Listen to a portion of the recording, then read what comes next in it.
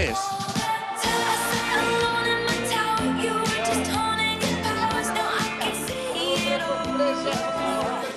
Isto éntrame ao corazón.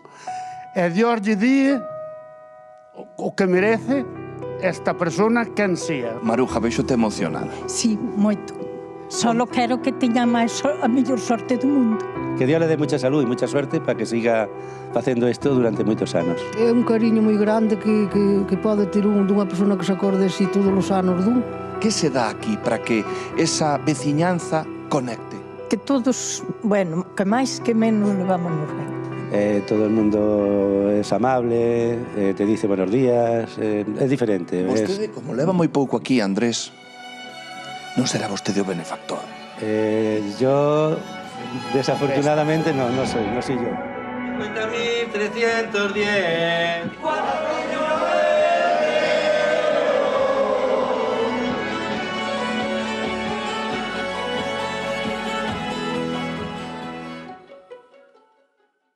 Bueno, moitísima sorte aí para Lobios. Vemos aí a Emilio repartindo sorte como a todos os anos xa é tradición. Bueno, 8 e case 23 da tarde, temos que marchar un momentiño a publicidade, pero atención, Remedios Sánchez, xa sabedes, coñecida comúnmente como a Matavellas, está sendo investigada pola morte de Carmiña hai 2 meses no barrio de Monelos, supostamente é autora. Moita atención porque hoxe queremos falar coas dúas partes.